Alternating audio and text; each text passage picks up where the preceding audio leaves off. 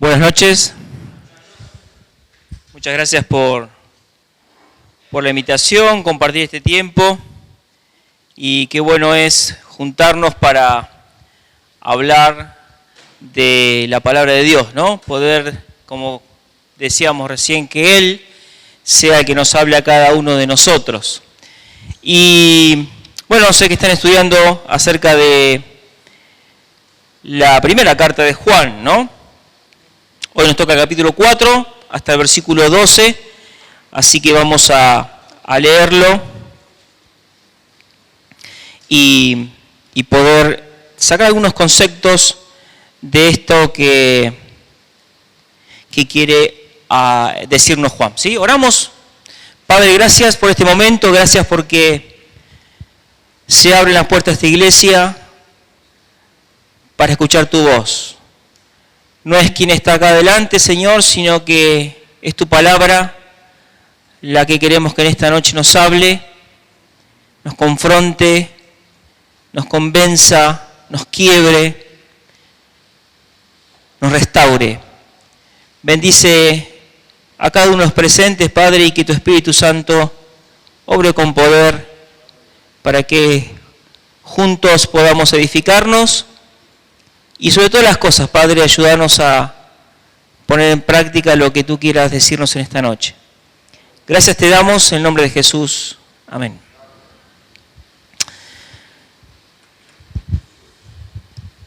Vamos a ver entonces capítulo 4, versículo 1 en adelante hasta el versículo 12. Dice así: Amados, no creáis a todo espíritu, sino probad los espíritus si son de Dios. Porque muchos falsos profetas han salido por el mundo. En esto conoced el amor de Dios. Todo espíritu que confiesa que Jesucristo ha venido en carne es de Dios. Y todo espíritu que no confiesa que Jesucristo ha venido en carne no es de Dios. Y este es el espíritu del anticristo, el cual vosotros habéis oído que viene y que ahora ya está en el mundo. Hijitos, vosotros sois de Dios, y los habéis vencido, porque mayor es el que está en vosotros que el que está en el mundo. Vamos a repetir todos juntos este versículo, vamos a leerlo de vuelta el versículo 4, ¿sí? Vamos. Hijitos, vosotros sois de Dios, y los habéis vencido, porque mayor es el que está en vosotros que el que está en el mundo. Ellos no son del mundo. Ellos son del mundo, por eso hablan del mundo y el mundo los oye. Nosotros somos de Dios. El que conoce a Dios nos oye. El que no es de Dios no nos oye. En esto conocemos el espíritu de verdad y el espíritu del error.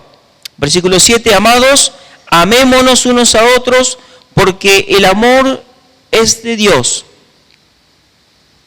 Todo aquel que ama es nacido de Dios y conoce a Dios. El que no ama no ha conocido a Dios porque Dios es amor. En esto se mostró el amor de Dios para con nosotros, en que Dios envió a su Hijo unigénito al mundo para que vivamos por Él. En esto consiste el amor, no en que nosotros hayamos amado a Dios, sino en que Él nos amó a nosotros y envió a su Hijo en propiciación por nuestros pecados. Amados, si Dios nos ha amado así, debemos también nosotros amarnos unos a otros. Y continúa después el versículo 12. Pero no nos va a dar el tiempo para desarrollar todo esto, ¿no? La verdad que es una lectura que muy rica en un montón de conceptos y tendríamos mucho para hablar. Pero yo quisiera dividir estos versículos en tres títulos que vamos a verlo rápidamente. Y quiero que en esta noche podamos irnos con algo de esto, ¿no? En primer lugar, la responsabilidad que tenemos nosotros en saber identificar a las personas si son guiadas por un espíritu maligno, es decir, por el enemigo, o por el Espíritu de Dios. En segundo lugar, que nosotros marcamos una diferencia. Y en tercer lugar, que nosotros tenemos que amar pensando en el amor que Dios tuvo para con nosotros, ¿sí? Estas tres cosas vamos a tratar de verlo rápidamente. Y fíjense que el versículo 1 comienza diciendo: amados, no creáis a todo espíritu. Y acá comienza algo muy interesante, ¿no? Porque fíjense en que el escritor no es que va a decirle al que está enseñando mal o al que está hablando o aquel que es guiado por un mal espíritu. Y ahí es donde nos pone la responsabilidad de nosotros en saber identificar. Y acá no quiere decir que yo sepa si es un espíritu maligno o es el espíritu de Dios, sino es el origen de dónde viene esa persona, el origen que está queriendo decir o queriendo transmitir. Particularmente lo que Juan estaba acá hablando y transmitiendo en ese momento, había una corriente, una secta muy fuerte, los gnósticos, que ellos decían, de hecho acá lo dice, ¿no? Justamente, que ellos pensaban que el Señor Jesús, es verdad, era importante, pero que había vivido hasta el momento de su muerte. Antes de la muerte Él se había ido. Y que no había llegado al sacrificio de la cruz. Por ende tampoco había resucitado. Y no lo consideraban como el medio para obtener la salvación. Por supuesto, como que tampoco era Dios. Por eso, cuando leemos del versículo 2 en adelante, entendemos por qué dice Juan esto. Hoy no tenemos ese problema. O sea, si yo hoy me parara acá y les dijera, y lo dice bien claro el versículo 2, ¿no? En adelante nos dice en qué diferenciar un espíritu guiado por el maligno y un espíritu guiado por Dios. Una persona que habla guiado por el Espíritu Santo, una persona que habla guiada por influencia del enemigo. Entonces yo pensaba, digo, bueno, a ver, ¿y qué nos pasa hoy en nosotros? ¿Cómo sé entonces yo, dónde me tendría que parar para decir, a ver, esta persona es guiada por el Espíritu de Dios o una persona guiada por el Espíritu del enemigo? Y miren, muy sencillo. Si viene alguien y te empieza a murmurar en contra de un hermano o una hermana, o te empieza a decir cosas malas de la iglesia, de los ancianos, de las actividades, y abrí tu oído y presta atención. Si esa persona, el origen de esa conversación es guiada por un Espíritu de Dios, por el Espíritu de Dios, o guiada por el enemigo. Hoy no va a venir alguien acá a pararse acá adelante y decirte, no, mira, el Señor Jesús no resucitó. El Señor Jesús no es el Hijo de Dios. Es una persona importante, pero no es el Hijo de Dios. Y enseguida lo volamos, ¿no es cierto? No le damos lugar. En ese momento había esa corriente muy fuerte y muchos cristianos eran engañados y atraídos por eso, pero acá lo que para poder aplicar a nuestra vida va algo mucho más del día a día, de las conversaciones que tenemos entre los hermanos muchas veces. Y esto está hablando dentro de la iglesia, porque es fácil identificar fuera de la iglesia a una persona que no tiene el Espíritu Santo. Es sabido que no nos va a venir a hablar espiritualmente, ¿no es cierto? Pero ¿dónde se ve este tipo de cosas? Dentro de la iglesia. Y yo les pregunto, ¿quién de ustedes, no me respondan, quién de ustedes leyó el capítulo 4 hoy para venir a la reunión? ¿Y cómo creen que lo que yo les estoy diciendo es verdad? Ahí está donde Dios pone la responsabilidad en nosotros. Fíjense que no le está hablando a aquellos que enseñan cosas malas, sino dice, ustedes que escuchan, tienen que saber identificar el origen de esa enseñanza, el origen de esa conversación, el origen de lo que te quiere decir, si es guiado por el Espíritu de Dios o por un espíritu maligno. Entonces yo pensaba, digo, bueno, a ver, entonces, ¿cómo tengo que hacer para poder saber identificar y poder no dejarme engañar? Si vos no lees la Biblia, si vos no orás, si vos no tenés una comunión con Dios, y te van a tocar el timbre de los testigos de Jehová y te van a dar vuelta como una media y van a decir, uy, mirá, tiene razón lo que dice. ¿Para qué voy a la iglesia evangélica? ¿Para qué? Porque tienen un speech y Satanás es muy poderoso también. Y tiene su forma de convencer. Si no, todos seríamos salvos, todo el mundo sería salvo. Pero Satanás tiene mucho poder. Y usa de su poder, y lo usa dentro de la iglesia también, para hacer divisiones, para generar problemas, y para que la obra de Dios sea defectuosa. Ahí es donde el consejo es, y la responsabilidad va sobre nosotros, en saber nosotros identificar este tipo de personas que pueden estar dentro de la iglesia, que están dentro de la iglesia, que conviven con nosotros y que muchas veces, aún siendo hijos de Dios, lamentablemente son guiadas, el origen de sus conversaciones, de sus enseñanzas y de lo que quieren implantar en la iglesia, no están de acuerdo a la Biblia, por lo tanto, no están guiados por Dios, por lo tanto, no son de edificación. Y ahí es donde yo tengo que pararme y decir, no, esto no es guiado por el Espíritu de Dios. Es una responsabilidad que nos toca directamente a nosotros y nosotros tenemos que saber ver eso. Y nos dice más adelante, en esto conocer el Espíritu de Dios, dice, todo aquel que confiese que Jesucristo ha venido en carne es de Dios y el que no hace esto no es de Dios. Era muy específico para allá. Pero para aplicarlo a nosotros, prestemos atención, así dejamos y avanzamos al otro punto, ¿no? Prestemos atención. Y acá lo que se refiere es el origen, de dónde viene esa enseñanza, de dónde viene eso que me quieren transmitir. Si es guiado por Dios o si es guiado por el espíritu de Satanás. Y te vuelvo a decir, es muy fácil y quizás sería fácil identificar si alguien se para en este lugar y te empieza a hablar algo que no está de acuerdo a la palabra de Dios.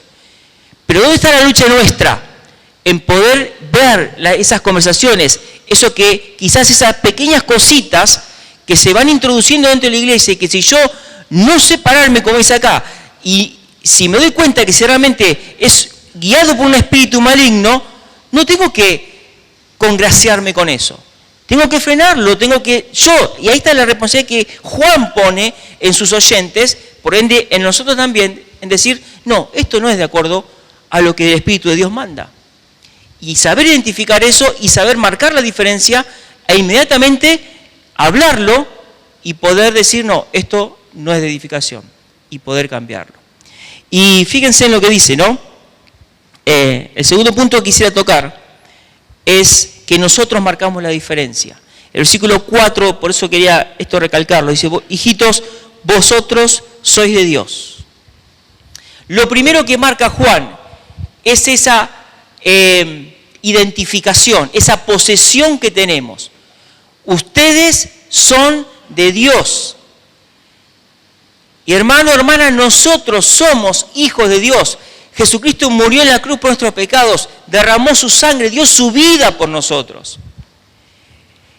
Y Dios hizo a través de ese plan perfecto, pensado para la humanidad, para vos y yo que estábamos perdidos y que nos íbamos al infierno, Dios nos rescató y nos dio la posibilidad de entender su palabra, nos dio la posibilidad de hacernos ver que nos íbamos a la condenación, que estábamos condenados al infierno, nos puso esa fe suficiente para creer en su Hijo como nuestro Salvador, nos arrepentimos de nuestros pecados y aceptamos a Jesús como Salvador. Glorioso ese día y gracias a Dios que nos dejó entender su palabra y poder llegar ahora a decir, yo soy un hijo de Dios, yo soy una hija de Dios. Y esa es una posesión que no lo tiene cualquiera. Y vos lo tenés y yo lo tengo. ¿Sabes cuántas personas quisieran pagar y dar todo su dinero para tener paz? ¿Sabes cuántas personas quisieran cambiar su realidad por tener paz? ¿Por tener gozo? Lo tienen todo, económicamente, monetariamente, no le falta nada. Pero si no tienen a Dios en su vida, no tienen nada. Y dice Juan acá, hijitos, ustedes son de Dios. Primero nos pone en ese lugar, allá bien alto, donde no va cualquiera. Y Dios no se fijó si sos un universitario, una buena persona. No le importó tu condición, Dios le importó tu corazón. Y te buscó, y te llamó, y te perdonó, y te selló con el Espíritu Santo, y te dijo, vos sos mío, y nadie te va a sacar de mi mano. Somos hijos de Dios, y eso marca la diferencia para todo lo que puede venir, para todo. Y dice, no solamente que somos hijos de Dios, y los habéis vencido. No es que, fíjate cómo está escrito, no es que dice, y lo podrías vencer. Quizás lo venzas, depende. Dice, lo habéis vencido, es una afirmación. Por lo tanto, cuando nosotros estamos y convivimos en este mundo, nos vamos a encontrar con un montón de circunstancias. Y te digo, es fácil identificar el problema fuera de la iglesia, porque ellos no son de Dios y no entienden. Pero los mayores problemas y los mayores enemigos los tenemos dentro de la iglesia. Y ahí tenemos que abrir los ojos y decir, no, espera, yo soy un hijo de Dios. Ahora, si todos tenemos este convencimiento de que somos hijos de Dios y hemos vencido a todo lo que puede venir por delante, entonces eso me hace poner mi mirada en otra esfera. Y no me va a dar tiempo para estar ocupándome en cosas seculares en donde me hacen desviar la mirada de Dios. Y ahí está donde marcamos la diferencia. Si yo entiendo el lugar que ocupo como hijo, como hija de Dios, sé que ya la victoria es segura. ¿A qué le voy a temer?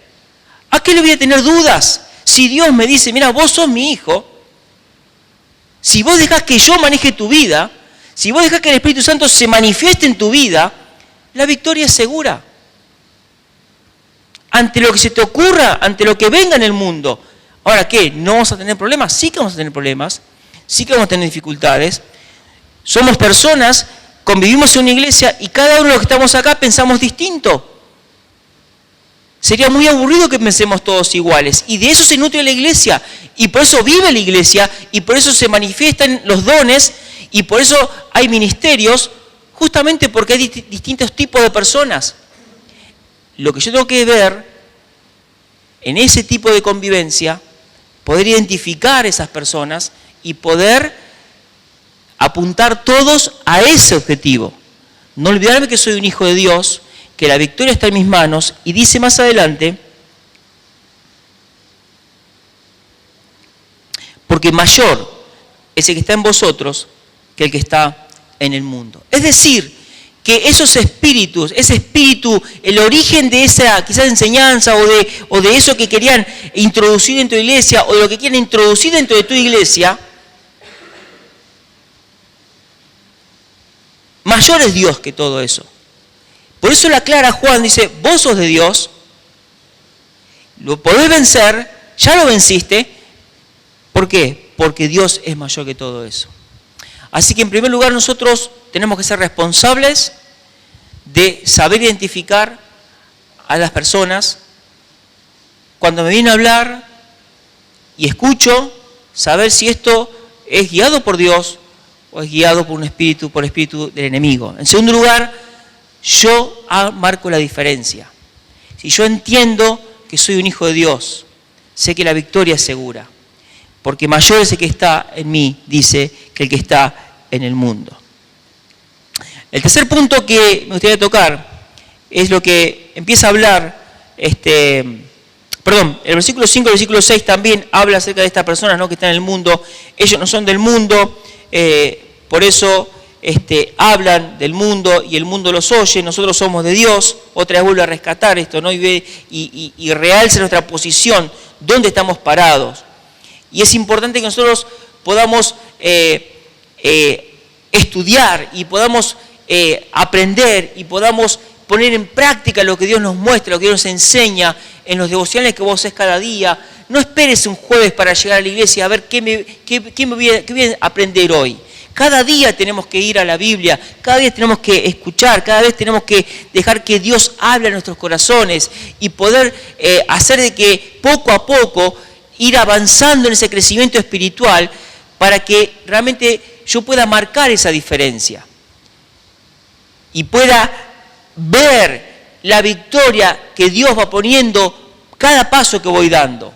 Pero para eso tiene que haber ese compromiso de parte mía y poder meterme en este libro sagrado que tenemos, que es la Biblia, en donde Dios tiene ya todo establecido y preparado para que tengamos vidas de victorias, que no nos dejemos llevar como las olas del mar por el viento de un lugar para otro, sino que realmente nosotros podamos marcar esa diferencia. Y los que están en el mundo, oyen lo que son del mundo. Y los que están en la iglesia y los que son guiados por Dios, tenemos otro código, tenemos otro vocabulario y tenemos otro tipo de objetivos. Y ahí es donde nosotros tenemos que centrarnos.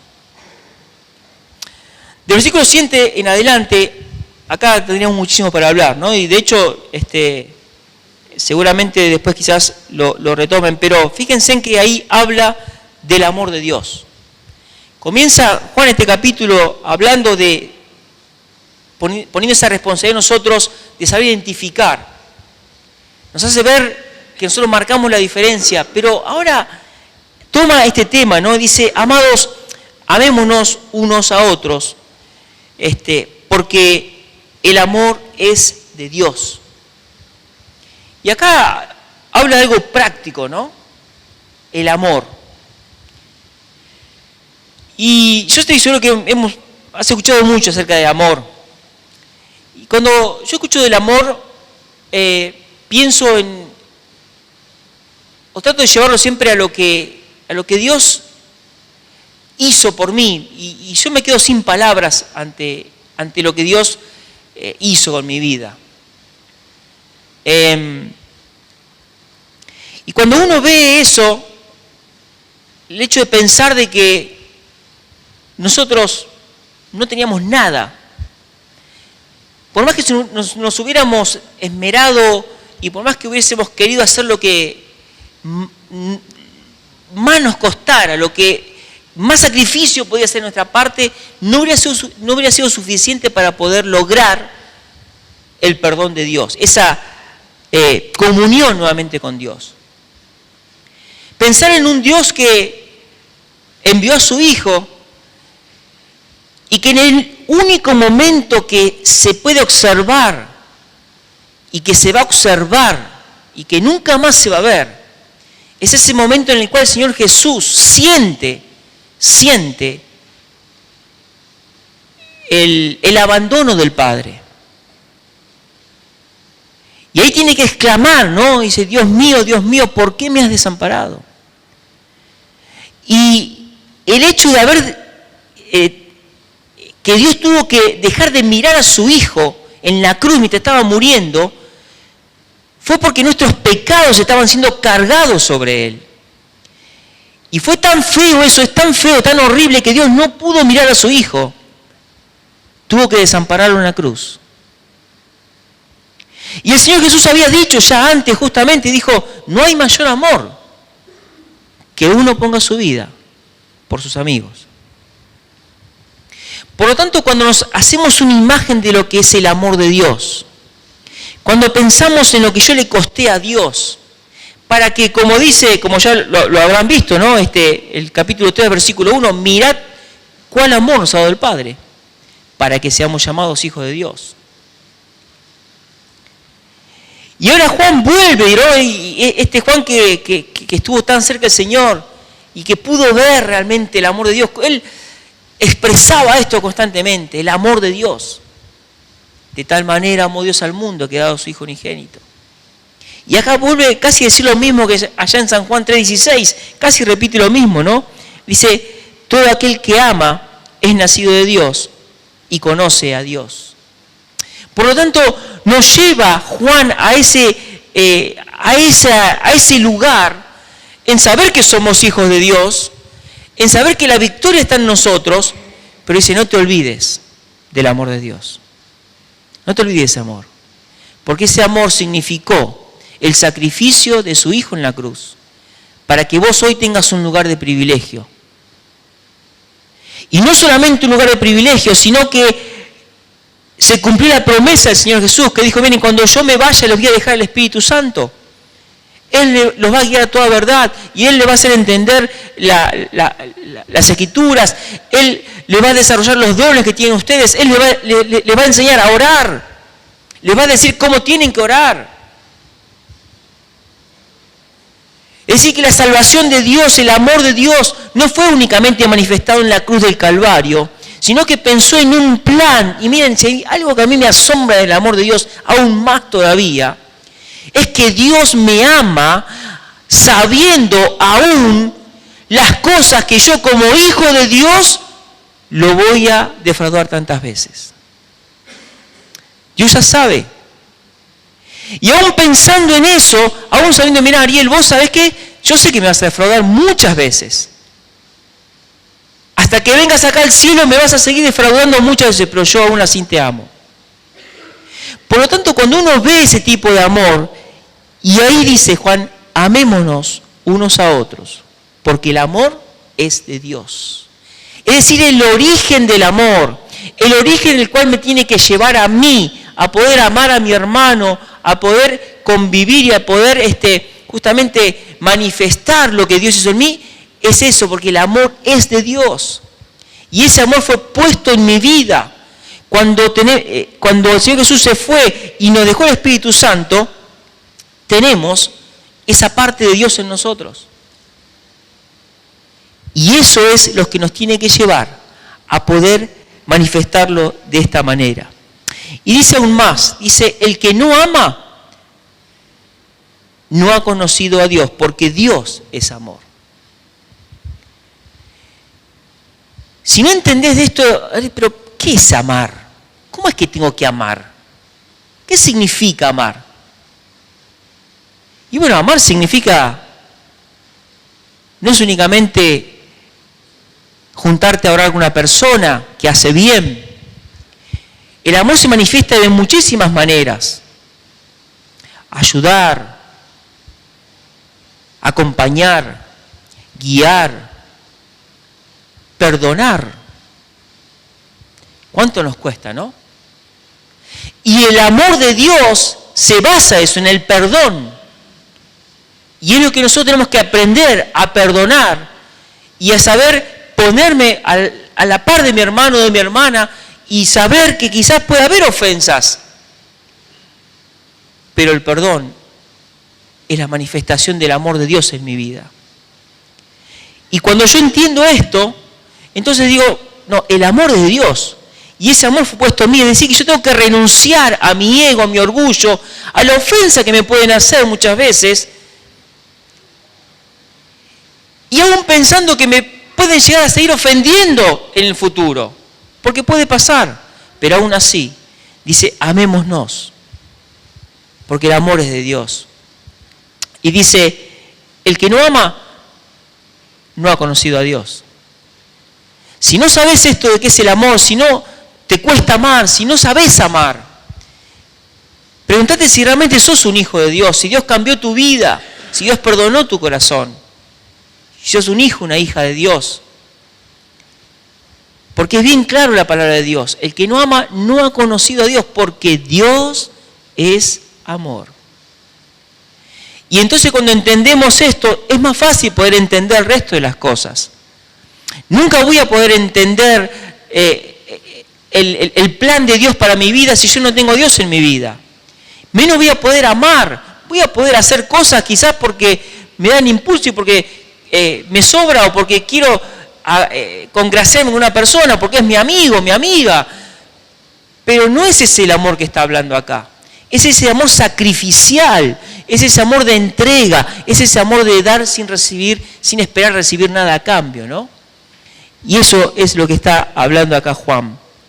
Y dice, en esto se mostró el amor de Dios para con nosotros, en que Dios envió a su Hijo unigénito al mundo para que vivamos por Él. Y en el versículo 9 y en el versículo 10 dice, en el versículo 9 dice, en esto se mostró el amor de Dios. El versículo 10 dice, en esto consiste el amor. No en que nosotros hayamos amado a Dios, sino en que Él nos amó a nosotros. Juntando estos conceptos, y lo podemos sintetizar de esta manera, ¿no? Es decir, si Dios me amó tanto, ¿por qué no voy a amar yo? ¿Quién soy yo para limitar el amor de Dios? ¿Quién soy yo para no mostrar el amor de Dios? Porque el amor de Dios habla de esta cosa práctica, ¿no? El versículo 9 dice, esto se mostró el amor de Dios. Y por si no te queda claro, te lo explica, en que Dios envió a su Hijo unigénito al mundo. Acordate, somos tan olvidadizos, pareciera que hacía falta agregar esto, pero nos quedó escrito, grabado de esta manera, para que no nos olvidemos en qué fue, cómo se mostró el amor de Dios. Y lo otro dice, ¿en qué consiste el amor de Dios? es que Dios no vio o no le importó lo que vos podés dar o lo que vos podés hacer, sino que realmente te amó con ese amor desinteresado. Y dice, no en que nosotros hayamos amado a Dios, sino en que Él nos amó a nosotros y envió a su Hijo en propiciación por nuestros pecados. Dice, amados, si Dios nos ha amado así, debemos también nosotros amarnos unos a otros. Yo no sé cómo es, pero no conozco una iglesia que no tenga problemas. En toda, no solamente dentro de la iglesia, ¿no? O sea, donde hay grupos de personas suele haber problemas, porque justamente somos distintos, somos diferentes, pensamos distinto. Y yo hoy puedo venir cruzado, me levanté mal y me dijiste algo, quizás que vos lo dijiste como un chiste y a mí me cayó mal y ¡pum! Se rompió todo. Qué importante es cuando pensamos y nos manejamos entre nosotros pensando en el amor de Dios. Y para terminar,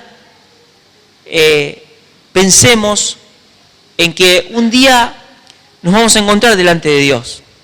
Vos y yo vamos a estar delante de Dios. Y yo a veces pienso y digo, ¿cuántas cosas tenemos en nuestras vidas, en nuestro día, que nos hacen o que nos quieren hacer desviar la mirada de Dios? Y muchas veces vivimos en un país tan difícil, ¿no? Donde nos cuesta todo, el doble. Y pareciera que todo lo que hacemos y el sacrificio que le ponemos nos cuesta ver los resultados. Y cuesta diferenciar muchas veces lo que Dios pide de mí en cuanto a lo que es la iglesia, y eso del mundo muchas veces afecta a mi relación y por ende dentro de la iglesia también. Y Juan en estos versículos que leímos, no quizás con esa problemática tan concreta como tenía en ese momento acerca de estas personas que querían enseñar algo que era distinto.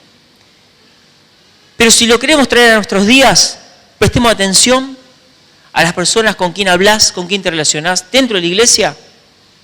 ¿Qué quieren inculcar? Y hay algo muy fácil de identificar, ¿no? Si las conversaciones que tenés, esa amistad que tenés muy profunda dentro de la iglesia, que puede ser, si te edifica espiritualmente o no. Es una forma muy gráfica de poder ver si eso es realmente guiado por Dios o no. Si es únicamente siempre juntarme para escuchar quejas de la iglesia, y ten cuidado. Lo segundo, y esa responsabilidad, está para nosotros. Esta carta se leyó a alguien que la estaba escuchando lo que Juan había escrito, y es como si hoy se parara acá adelante y te dice a vos, la responsabilidad es tuya, es mía, saber identificar si esa persona es guiada por Dios o guiada por el enemigo.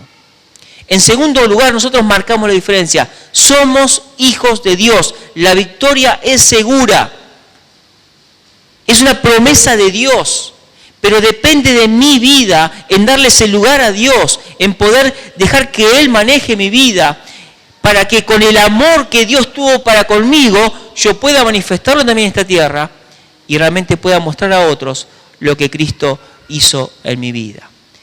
El amor de Dios se mostró en la cruz del Calvario. El amor de Dios consiste no en que yo haya amado a Dios, sino en que Él me amó a mí. Entonces me tengo que preguntar, ¿cómo estoy amando yo? ¿Cómo muestro mi amor? ¿En qué consiste mi amor? ¿Para que me den? No, todo lo contrario, ¿no? La Biblia lo deja bien claro. Que Dios nos ayude, hermano, que nos bendiga y que realmente bendiga la obra en este lugar, y que pensemos en estos conceptos, estos puntos que nos escribe Juan, que seguramente ustedes ya habrán visto. De hecho, habla mucho del amor, pero que sea una realidad en cada uno de nosotros y podemos aplicarlo, para que juntos crezcamos y para que cuando Cristo venga a buscarnos pueda decir, la iglesia es una iglesia de amor, es una iglesia que muestra el amor, así como Cristo también nos amó a cada uno de nosotros. Muchas gracias y que Dios nos bendiga.